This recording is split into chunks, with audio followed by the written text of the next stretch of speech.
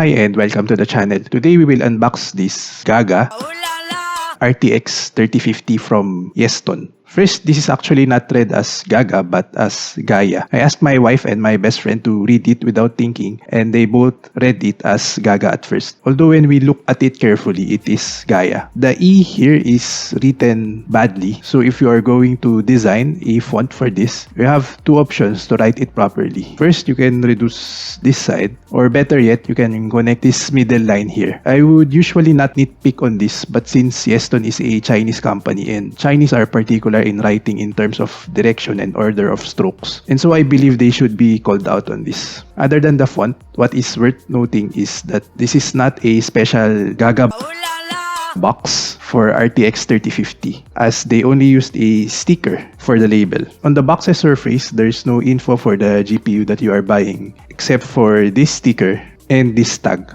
As for Yeston as a GPU manufacturer, I first heard about them through Gamers Nexus when they tore down the Waifu 6700 XT. Recently, Yeston opened their shop in Lazada and their products are now available to Filipinos and probably to other Southeast Asians as well. And so I bought this Gaga RTX 3050 for 17,000 pesos. I personally wanted to buy the RTX 3080 Waifu edition, but I am not rich enough to buy that and take a risk. Although nowadays, their Lazada page is trusted enough, but back then, it was really new and scary. There was no rating and everything. As to how it arrived, it was not padded by any bubble wrap, and it was just a thin gray plastic. Except for the minor box damages like this, overall, the inside was fine. Anyway, opening the box.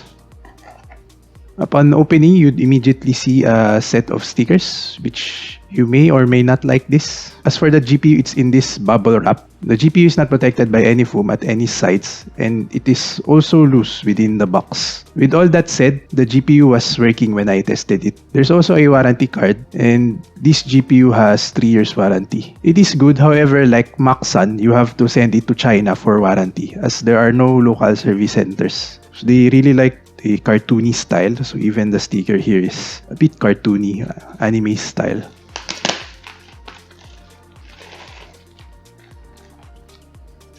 So this is the GPU itself.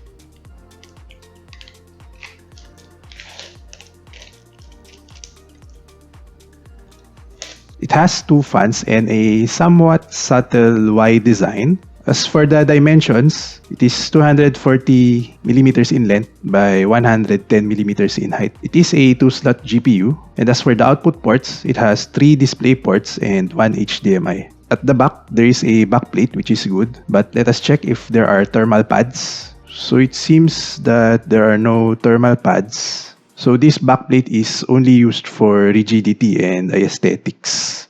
As for the power, it requires a single 8-pin power connector. And as for the cooling, let's check if there are thermal pads. They do have visible thermal pads on the VRAMs and VRMs as well, which is good. It also has around 3 heat pipes.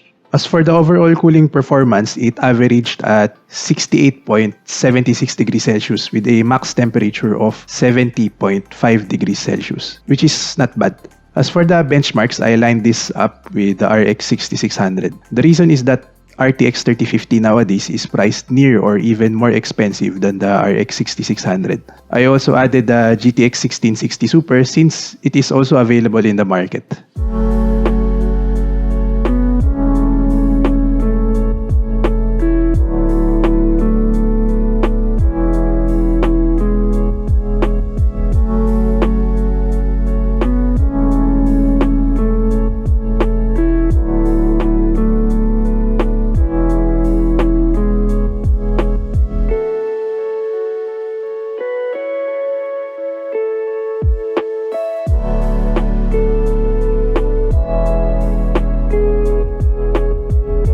Okay, so overall, RTX 3050 is just 7.2% stronger than the GTX 1660 Super. And it just managed to pull that gap thanks to its 21% lead in Forza Horizon. But in reality, it could be just around 5% on average, which is A very slim win. Compared to RX 6600, RTX 3050 is weaker by 23% on average. With RTX 3050's common price of 18,000 pesos, I think it's not worth it. RX 6600 is only 15,000 pesos, which means that it outshines the RTX 3050 in both performance and price, making RX 6600 an easy recommendation. But if you are an Nvidia fan or you just like Nvidia features such as better ray tracing, DLSS, and NVENC, I would suggest saving up 4,000 pesos more and get an RTX 3060, which is currently priced at 22,000 pesos. Compared to RTX 3060, RTX 3050 is weaker by 41% on average, making RTX 3050's fair value price to be at most 15,500 pesos. Overall, for RTX 3050, you can think of it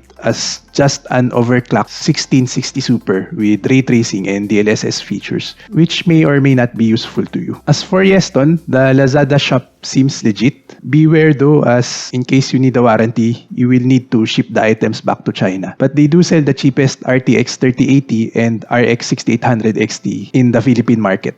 If you are interested in buying from them, I do suggest their Gaga RX 6600. Although note that there are cheaper alternatives now in the Philippines. Okay, so that's it for my Yeston Gaga RTX 3050 unboxing. Do let me know in the comments below of what you think of the RTX 3050 or Yeston in general. Thanks for watching. Do like or dislike and subscribe for more unboxing and benchmarks. Bye!